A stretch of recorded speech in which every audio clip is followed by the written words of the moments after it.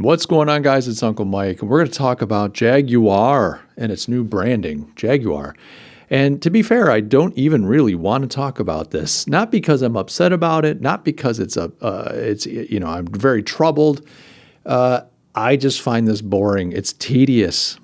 You've probably seen last few days, Jaguar dropped a new commercial. It's a 30-second commercial. They're introducing the rebrand. Everybody's online making all this noise about it's woke, it's trans agenda, it's terrible. This is why Trump won, et cetera, et cetera. Okay, fair enough. I mean, troll them all you want. Look, it's a good time. It's a good time. And I don't necessarily disagree with some of the, outrage. But as a marketer, as a brander, there's two or three things that stand out to me. We'll take a minute and look at the video real quick. I want to call a couple things out, talk about some things, and then I want to compare it to something else. I think you'll be surprised by the comparison. I realized when I was watching this that there are some subtleties to this video, this commercial, that I think might be lost on some folks. And I think there are subtleties to the choices that Jaguar and their ad company have made, their ad agency have made. I think they're trying to tell us something. I think what they're trying to tell us is going to lead to their own failure, but I think they're trying to tell us something here. So let's take a quick look at the commercial that just dropped. In case you haven't seen it, I'm sure you have. It's only 30 seconds long. Let's check it out.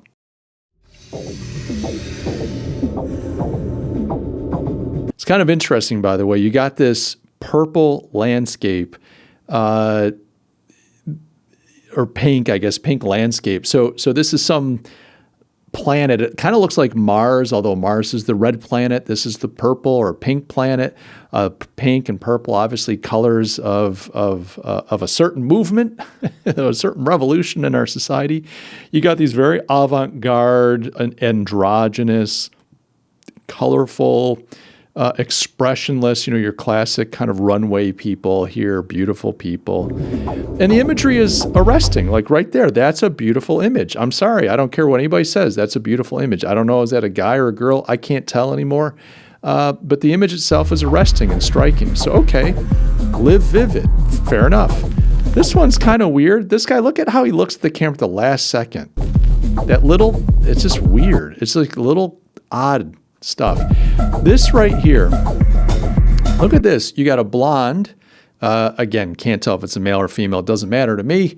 I would imagine this is a female, but you've got a blonde, kind of androgynous, but bleach bottle blonde, holding a sledgehammer. Now, some of you are already connecting the dots because I'm calling it out. Just hold that thought for a minute. We got our final shot here. Okay. And then we've got our closing, and then Jaguar. And there you have the logo. Gone is the apex predator cat that used to be part of the Jaguar logo, the actual Jaguar. They've gone with this kind of lowercase JA, then an uppercase GU, and a lowercase AR. I don't know what's going on. Very Euro, very sans serif, very modern. And actually that rock at the bottom almost evokes a car. It's kind of got like a car type look to it. I don't know. Looks kind of like a car to me. All right, so let's now talk for a minute here about Jaguar. Now, Jaguar has been struggling. This is a heritage brand, almost a 90-year-old car company.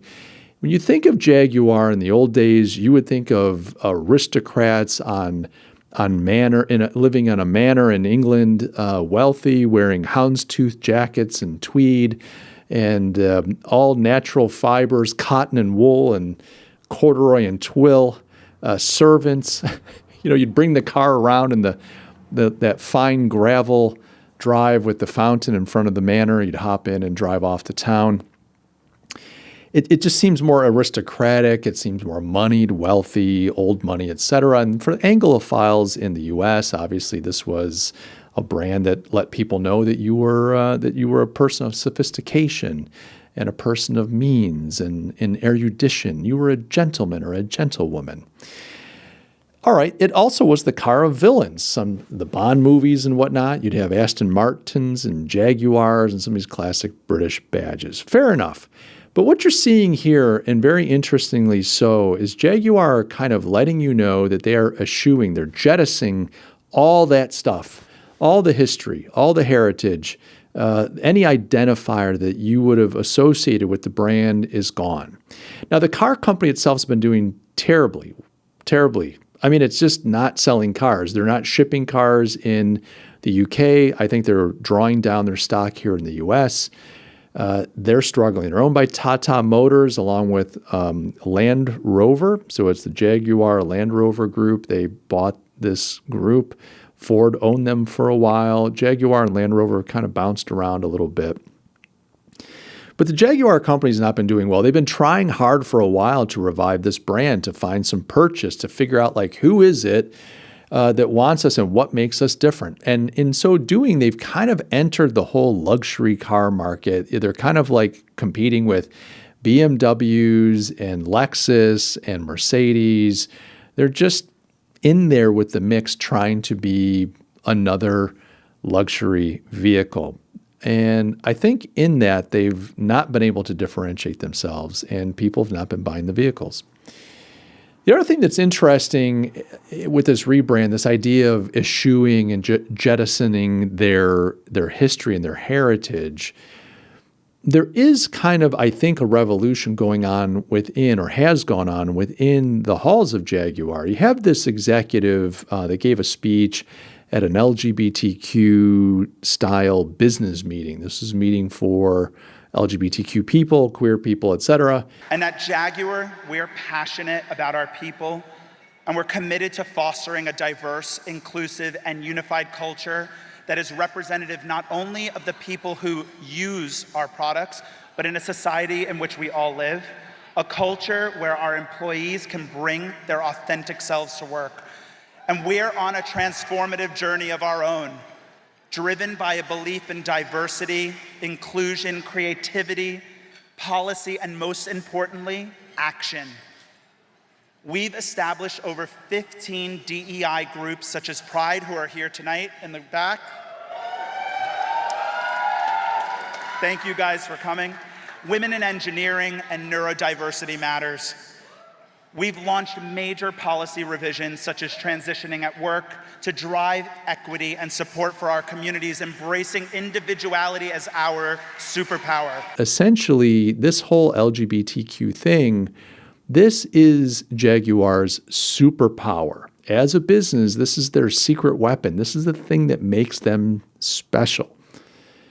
And what's interesting to me is that whole world, and I don't want to get into like the individuals or what these individual people are thinking or going through, but there is an ethos of recreation, meaning I can be born a certain way, but I don't have to accept that. I can reject all of my history. I can reject all of my family lineage. I can reject my sex. I can reject my DNA, all these things that go to make up me. I can reject all that and recreate myself into something totally new. And so here you have a company with an executive saying, this is our superpower. And they're saying that they're aligning and orienting themselves and investing in people who have decided to jettison their past and eschew who they were to become something new. That you can be different, that you can be queer. And so here you have a brand saying, well, we're going to do the same thing with our brand. We're getting rid of all the old any car line that we were selling, we're not selling anymore. All the technology. You watch this ad, it was like, accept nothing new. I think their tagline now is copy nothing. We're not copying anybody. I half expect them to come out with cars that have square wheels. I mean, that's how much they're refusing to copy the auto market, it seems. And so here you have a brand talking about recreating itself, ignoring what it was, what its DNA is, what its history has been, the equity that the brand still has. Just throw that all out. We're going to recreate Jaguar. Kind of interesting. I think that is a fool's errand. I think it's maybe a little bit psychotic. I think it's a little crazy to do. However, it remains to be seen. I think that they're not going to make it work. So what's kind of interesting to me around this is that Jaguar claims that they're going to become an EV company, electric company, electric vehicles. And so we're waiting to see the rollout. I think it's happening, if it's happening in December or January, of their new car line. But supposedly it's going to be something dramatically different, dramatically new, and electric. And when we go back to this kind of purple planetscape, if you will, who else is big in the EV world? Well, that's Elon Musk, ladies and gentlemen. And where's Elon say he's taking us? He says he's taking us to Mars. He's going to put his EV, his Cybertruck vehicles on Mars. He wants to populate Mars, et cetera, as this plan to help mankind escape this dying planet. But the Mars planet is red, and somehow Jaguar is focusing and centering its brand locus on the pink planet. Kind of interesting. So I think there's something subtle going on there. I think this was purposeful by the ad agency and the executives over there at Jaguar. The other thing I brought up was the woman with the hammer, the blonde with the hammer. I want to show you one more ad. This ad is from back in 1984, I believe. I believe it was 84. I think it was at the Super Bowl. You'll have to correct me in the comments. I don't have the time, energy, or desire to look it up. But let's check out this ad, ladies and gentlemen. Tell me if you don't remember this one. Today we celebrate the first glorious anniversary of the Information Purification Directives. Oh, did you see that? For the first time in all history, That's right, ladies and gentlemen. It's pure ideology, where each a blonde secure from the pests with a sledgehammer. And here she comes, dressed as a Hooters girl. But you've got all these unthinking drones. You've got fascism. You've got this world that's in a spell that's just dark and drab and boring. And here comes the blonde. And of course, this is the famous Apple Macintosh 1984 commercial.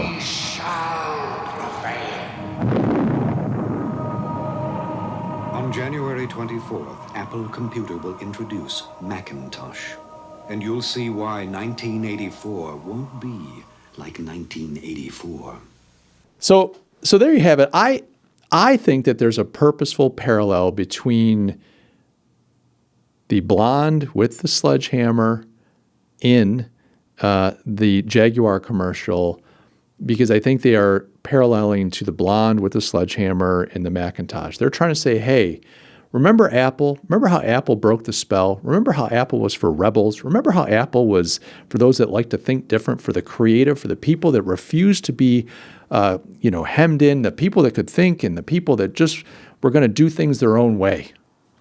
Well, hey, guess what? Good news here in 2024. That's us, kids. That's us in 2024. We're the new Apple. If you want to think different, if you want to be creative, if you want to be queer, which is different and strange and other, well, then we got the car for you. Now, I don't think this is going to work for a number of reasons. First, I just don't think that Jaguar yet has proved that they're capable of shipping product that people want. They just haven't been able to do that. Number two, I don't think it's going to work because the idea that you can just ignore, jettison your equity, your brand equity, and totally remake yourself, there's an arrogance to that. And the arrogance is positioning and branding isn't just what you say. You can sit and tell us that you're new. You can sit and tell us that you're dynamic. You can sit and tell us that you don't copy anything. But quite frankly, if the customer, if the market doesn't in their mind agree, if the market doesn't position in their mind that you're unique and creative and visionary and vivid, if they don't agree with you, then it doesn't matter what you say about yourself. You can draw the parallels that you want, but they're embracing this kind of LGBTQ agenda concept. Fine, do whatever you want. I don't care. But you can crow and make all the noise you want and put out really sexy, slick, avant-garde commercials all you want. But the reason that the Apple computer did so well, the Macintosh, because when it rolled out, the Macintosh was actually quite powerful. It did some things magically that other computers just were not capable of. It revolutionized how people did personal computing. The user interface, the WYSIWYG user interface, the GUI, as they say, was revolutionary. Yeah, Steve Jobs stole that. He stole the concept, but he brought it to market. Nobody else had brought it to market. Apple did some things that that other computers just were not capable of. So they made this claim that they were going to break the mold. And then they broke it in a way that the market wanted, that the market loved, that the market appreciated. The same with the iPhone, same with the iPad, et cetera, et cetera. Apple's just been doing hit after hit. They've had lots of flubs along the way, but they seem to have figured it out. For Jaguar to come out and say, hey, we're just like Apple, we're going to crush it, we're going to shatter everything, and we're going to change the way that automobiles and all this kind of stuff happen, I just don't see it. And quite frankly, Apple didn't have all this heritage and brand equity behind it. It was a newer company. It was on the cutting edge of a lot of things, but it didn't have a lot of equity yet. You're just ignoring everything that you have been. And now you're going to just put on a dress and some lipstick and tell us you're the latest beautiful woman? I just don't see it. And so for those reasons, I just question Jaguar's ability to pull this off. I think it's too bad. I think it's a lovely badge with great heritage. I think it has potential. But I think the people running the show over there are living in a delusional world. And the thing about it is, if you think of the way they're positioning, who all is going to buy this car?